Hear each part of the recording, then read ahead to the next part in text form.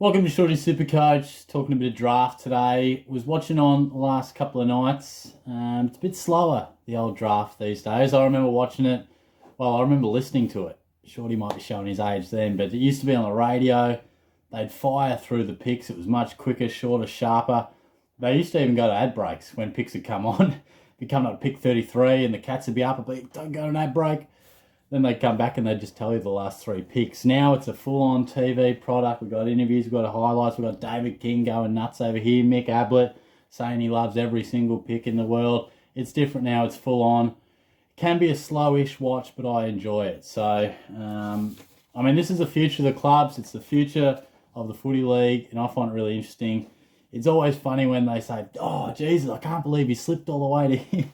Even though 43 picks went by, there are deficiencies with these players. We know that.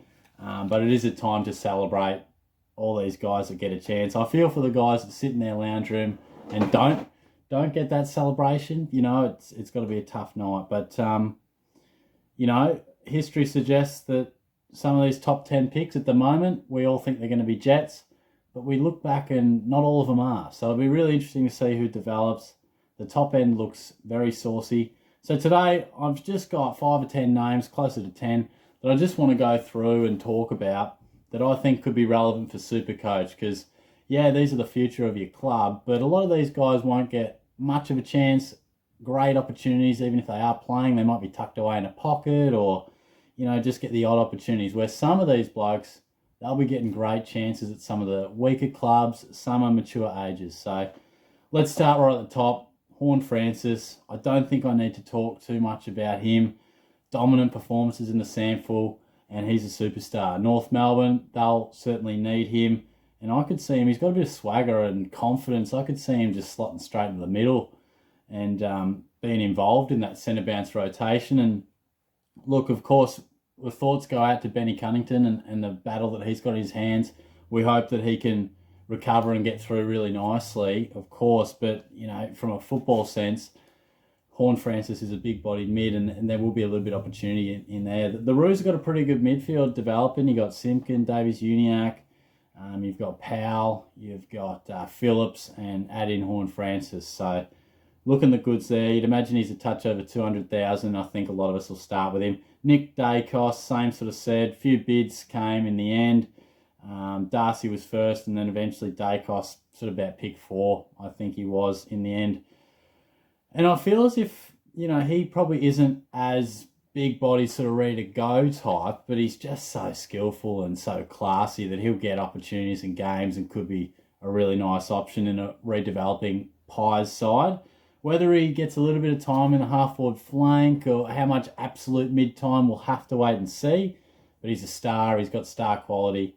I'm looking forward to seeing what he does. And look, any of these top 10, 15 picks, they could be anything and they could have an impact. A lot of it will depend on the pre-season. So I'm just going with a few clubs that I think might need these guys and some weaker clubs that might give a chance to some youngsters. And Josh Ward at Hawthorn, I think, could be a guy that can do that. Really nice mid.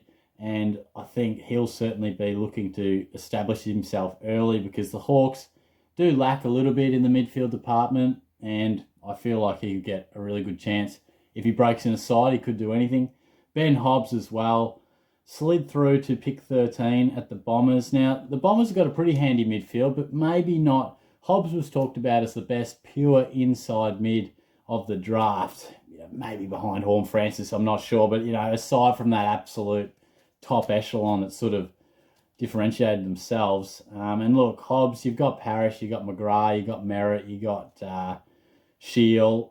Some of those are maybe a touch more outside or inside and out. Hobbs, if he has a good pre-season, could be a really good chance to get some game time. And at pick 13, we're starting to not really have as much of a price tag next to their name because that can be the tricky thing with these rookies. They've never played because they're top draft picks. We've got to pay even more than 150,000. So he's starting to slide down the order. So there's some of the top bracket. And then as we sort of slide into the rest, night 2, and these blokes will be all sort of 117k, I'd imagine. Matt Johnson got to the Dockers, and he was a real slider. A lot sort of thought, including the guru, Kel Toomey, thought he'd be pick 7, 8, top 10. Fell to 21. The Dockers got a pretty nice midfield these days, but look, if Fife's not up and about, they've lost Chera. Does Mundy take a little bit of step aside? Johnson could be a real chance to feature. Josh Goda, the very next pick. Love what he's about. Great halfback flanker, run and carry. North Melbourne, they've got Zeeble and Aaron Hall, but, I think he's pretty versatile. Could be a chance. Certainly got a nice highlights tape.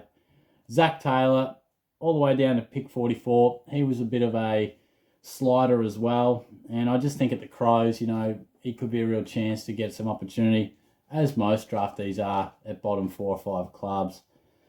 Now, there's some youngsters. Now, probably they could do anything. Any youngster can do anything, hit the ground running, adapt better than others. But there's some mature age guys, 3 of them in particular, that we've definitely got to keep our eye on. They'll be nicely priced, basement price. So I think at the moment the rookie draft might be on too. So I just wonder if there might be some guys that we like to look of in the rookie draft, but I just wanted to smash this one out this afternoon.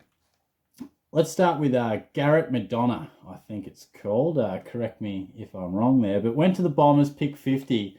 Just go on to YouTube or wherever you find your highlights and just watch just the first 20 seconds, because he kicks a goal first up in one of the highlights. Nice little finish, but it's the second one. Just a beautiful little left foot dart from half back. Looks like a really nice left foot kick. Links up pretty well. Now, he was pretty impressive. VFL prospect with the Tigers, averaged 20 touches. He's 25 years old. Now, talk that he plays on the wing, half back. So I just wonder if the Bombers, Dodoro said he felt he was the best ready-made player in the draft, and they went with him. So it suggests that they feel like he's certainly a guy that they would expect to find something from immediately, because picking ready-made guys, the bonus is they can hit the ground running, mature bodies. So I just like the look of his left boot, and could be something to keep your eye on there.